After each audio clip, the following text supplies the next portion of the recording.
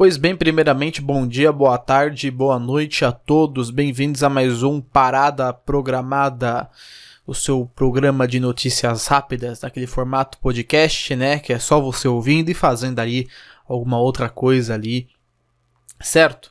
Antes de mais nada, não se esqueça, se inscreva no canal, curta o vídeo e comente, porque essa notícia é importante o suficiente para eu quebrar um pouco do meu jejum de notícias e noticiar para vocês uma nota que é deveras interessante, certo? E a nota que eu tenho aqui é a seguinte, mercado pretende reduzir riscos na concessão das linhas 8 e 9. Pois é, então o famigerado mercado, essa entidade semi-desconhecida, está então dando ali as suas sugestões, dando a sua contribuição para essa que vai ser, diríamos, um dos eventos da década, né? A concessão das linhas 8 e 9. Lembrando que a CPTM ela sempre teve esse plano de ser concedida, né? Abre aspas, privatizada. Só que só agora, né? Que essas coisas estão começando a caminhar, certo? Pois bem. Foram realizadas então algumas reuniões com entidades que têm interesse nessa concessão, lá em meados de julho, certo? E diante dessa reunião, né? Algumas sugestões foram propostas, né, críticas, sugestões, para que o edital começasse a traçar, diríamos, um perfil mais aceitável, né, para que as empresas pudessem se interessar nessa concessão, certo? O prazo do edital, que era para ter saído na primeira metade de agosto de 2020, ainda não saiu. A gente não sabe se ele ainda vai ser publicado em agosto, se vai ser publicado depois. Por enquanto ainda é um mistério. Mas agora vamos falar sobre o que as empresas sugeriram ou criticaram em relação à concessão. Alguns pontos são interessantes, outros mais ou menos, mas enfim. Vamos então à nossa pequena lista. Muito bem, então, o primeiro ponto que a gente tem que falar é um dos principais tópicos abordados em relação à concessão da linha 8 e da linha 9 foram principalmente relacionados a prazo e exigências que a concessão trará ali, né, ao futuro concessionário, né? Eles querem rever essas situações por conta, né, inclusive das questões agora de pandemia, já que com a pandemia a gente tem dois períodos agora, né, um período antes e o período depois é um período de maior risco, né. Pois bem, entre as empresas participantes estão aqui várias, algumas já bem conhecidas, Alstom, CRRC, né, a chinesa, Marco Polo dos ônibus, T-Trans também, faz ali um serviço na área metaferroviária, Cosben, Camargo Correia, da área de infraestrutura, Banco Santander, Pinheiro Neto Advogados, não sei por que advogados está no meio aí, né? Siemens, CAF, Mitsui, CR10, que é se não for a maior, é uma das maiores empresas de infraestrutura metroferroviária na China. Telar, Pátria Infraestrutura, a nossa amada concessão de rodovias ali, né? Que é Consórcio Concessão de Rodovias, né? A famosa CCR, Acciona e A20, que eu também não sei qual é, mas enfim. Nomes famosos, nomes da engenharia, nomes já do setor metroferroviário. Tem muita gente aí interessada nessa concessão. E uma das primeiras coisas que foram abordadas é sobre o prazo para análise do edital, né? As empresas elas pedem que esse prazo de análise seja de no mínimo 120 dias, o que daria ali pelo menos 4 meses de análise para que as empresas pudessem oferecer suas propostas, tanto de planejamento, tanto as propostas financeiras, certo? Também foi sugerido um aumento desse prazo para até 5 ou 6 meses, né? 150 ou 180 dias, né? Então, tendo em vista esse prazo de análise, é capaz que a gente realmente só tenha um leilão mesmo, né? No final do ano ou ano que vem, né? Só para vocês terem uma noção, né?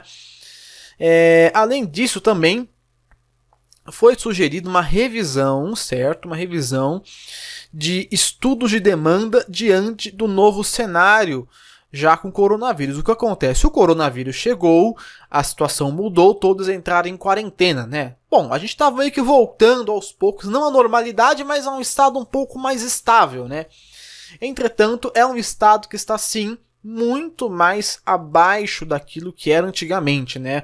Você vê, por exemplo, linhas de metrô que carregam 1/3 do que carregavam antes da pandemia, né? Então, as empresas pedem que, diante do novo cenário, novos estudos de demanda sejam realizados para uma apreciação mais realista do cenário que essas operadoras vão enfrentar. Outro ponto também interessante, uma revisão da planilha de investimentos devido à desvalorização do real. A gente tem que lembrar que as empresas que vão participar da concessão do 89 não são unicamente empresas nacionais. Tem muita gente de fora, gente de peso, principalmente chineses, né? Super interessados na concessão da linha 8 e da linha 9. Então, esse rebalanceamento dos investimentos pro real, diante da desvalorização da nossa moeda, que hoje deve estar batendo o que? 5,30, 5,40 mais ou menos. Eu acho que deve ser esse o valor, né? Isso tem que ser levado também em consideração, certo? Entre uma das possibilidades, né, dessa questão das receitas, você pode tomar, eu diria que 3 caminhos, né? Um caminho é você reduzir a carga de investimentos, então você vai deixar de cumprir algumas metas que o governo propõe, né? Uma outra meta, outra forma de resolver um impasse seria o aumento da receita tarifária, né? Ou seja, a receita extra, né? Não é receita que você, passageiro, vai pagar, não. É receita que a operadora ganha por te transportar. Não sei se vocês conhecem, mas sim, as operadoras, tanto a Via 4 e VM, né, elas ganham um dinheiro a mais por te transportar. Mesmo que seja gratuidade, elas ganham um dinheiro a mais por te transportar.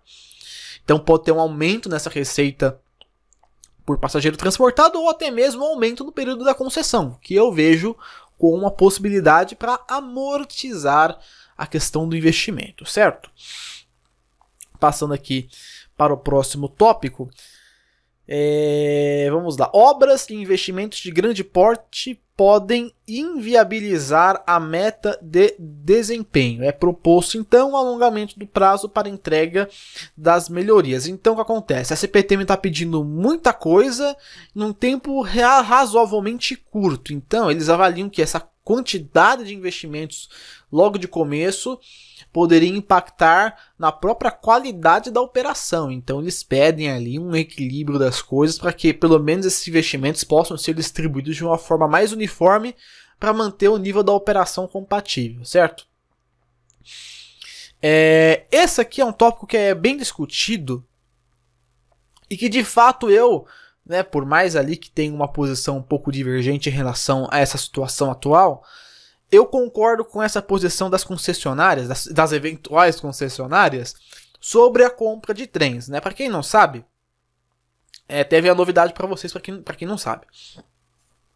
A CPTM estava prevendo comprar 34 novos trens para as linhas. Essa compra foi cancelada e ela vai ser substituída pela compra dos 30 trens para as linhas 8 e 9.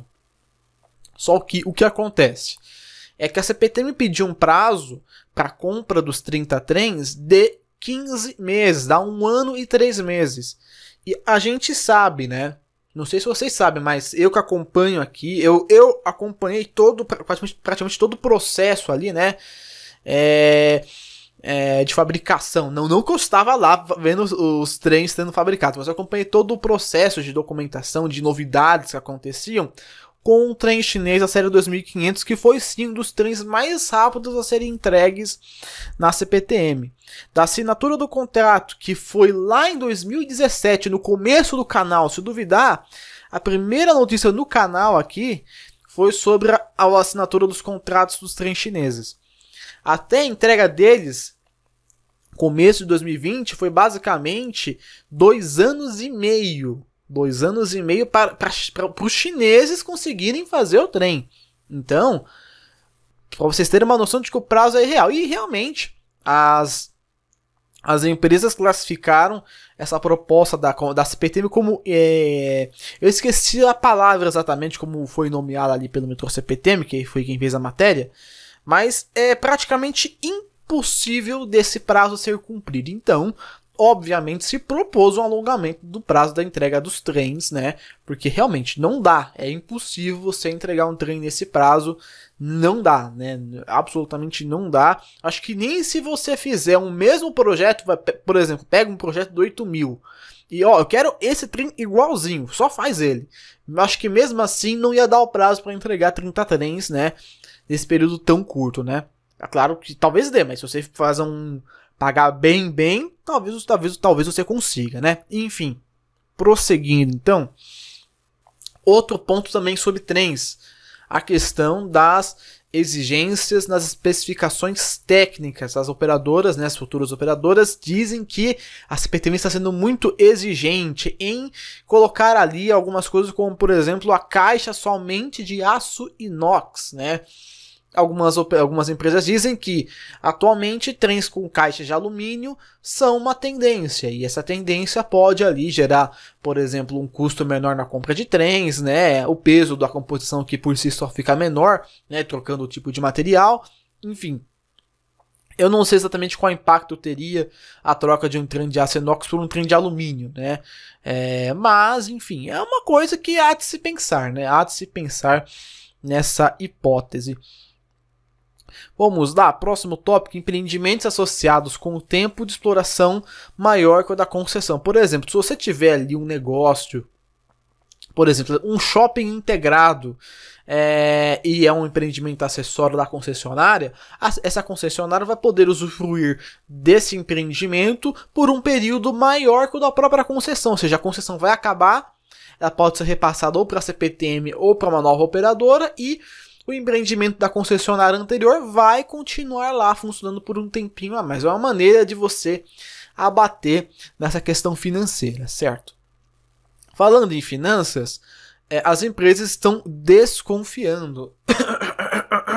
Garganta também não perdoa, né? As empresas desconfiam que talvez o governo não consiga honrar as concessionárias, né, com o seu patrocínio, por assim dizer, né? Ou seja, o governo não conseguiria pagar. Existe um medo de um calote, por assim dizer. Mas, segundo o governo, a Câmara de Compensação, que é quem faz a distribuição do dinheiro para as concessionárias, garante que não há um risco ali de faltar dinheiro, de ter calote nessa questão, como hoje, por exemplo, acontece com as operadoras cariocas, Metrorio, Supervia, que talvez hoje só estão no aperto que estão porque o governo do estado do Rio de Janeiro, né, não está ali honrando com seus compromissos perante as concessionárias, por isso que elas estão um pouco ali na fria, né, tanto que demitiram 10% do pessoal do Metrorio por conta disso daí, né. Enfim, um ponto que eles acharam positivo foi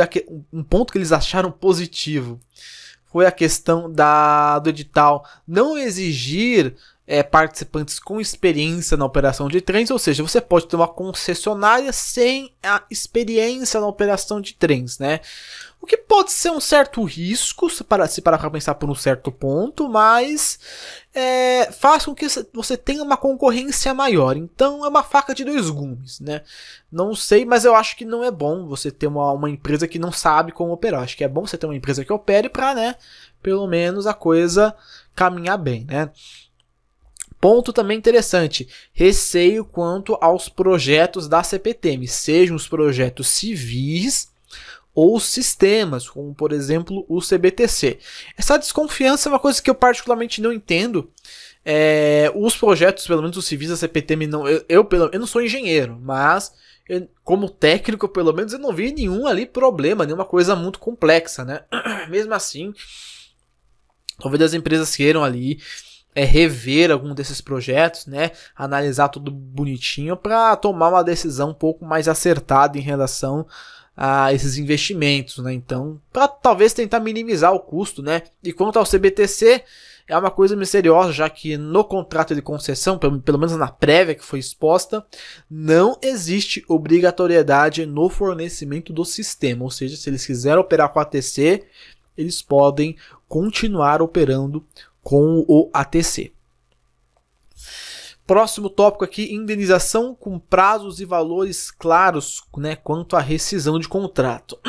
A gente muito bem sabe que o governo Dória né, fez a façanha, repito, de rescindir um contrato de PPP que já estava prestes a realmente caminhar, né, que foi a linha 18 bronze de monotrilho, que vai ser trocado por um corredor de ônibus de eficiência média, por assim dizer, né. Enfim, isso talvez possa ter despertado nos futuros concessionários uma desconfiança. Olha, ele chutou ali a Vem ABC, que era uma concessionária que estava totalmente disposta a colaborar com o governo. E a gente, como vai ficar? Então eles querem ali uma coisa um pouco mais clara, prazos, valores, né, para não correr risco. Até porque a gente tem a questão da pandemia, né, que chegou agora, como eu já comentei anteriormente, isso pode impactar nas finanças. O governo pode dar uma de malandro, né, mas eu não acho que o governo dê uma de malandro, né. O governo, ele costuma ser bem responsável nessa questão.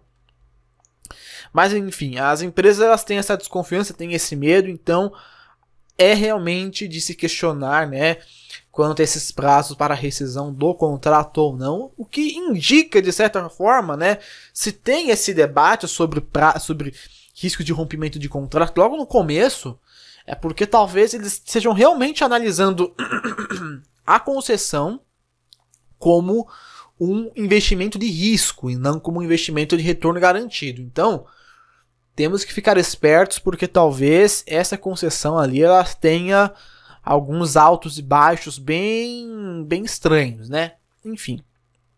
Então esses foram basicamente todos os tópicos ali listados pelas eventuais concessionárias, pelas empresas interessadas, certo? Que a gente pode ter ali de vista, né? Basicamente um resumão, né? Seria o quê? As concessionárias, elas querem uma revisão de prazos e também da questão de demanda por conta do coronavírus, né? A questão dos prazos por conta até de alguns serem praticamente irrealizáveis, né? 30 trens em 15 meses é impossível, né? E querem ali clareza quanto a questões financeiras, segurança. Ou seja, eles querem segurança de que o investimento que eles vão fazer vai dar retorno, né? E querem sim sair do barco caso ele esteja furado. Então é para ficar esperto. Por enquanto a gente não tem prazo nenhum para leilão, para licitação, para nada, né? Tá tudo a Deus dará praticamente. E eu creio que muito em breve a gente já tenha novidades sobre sim o edital definitivo da concessão da 89. Que sim, deverá ser analisado, deverá ser visto por todos. Vejam esses editais, que é importante para que vocês fiquem orientados e saibam o que de fato vai acontecer nessa concessão, que vai ser sim talvez uma das mais importantes ali dessa nova década aí de 2020, certo? Então é isso, eu vou ficando por aqui. Não esqueça de deixar seu gostei aí, sua curtida é muito importante, divulga o vídeo aí pra caramba. Se inscrever no canal, porque você pode acompanhar outros vídeos como esse. E também de deixar seu comentário, que é muito bom que você deixe o seu comentário, porque aí a gente consegue trocar uma ideia legal, certo? Eu vou ficando por aqui, até o nosso próximo vídeo.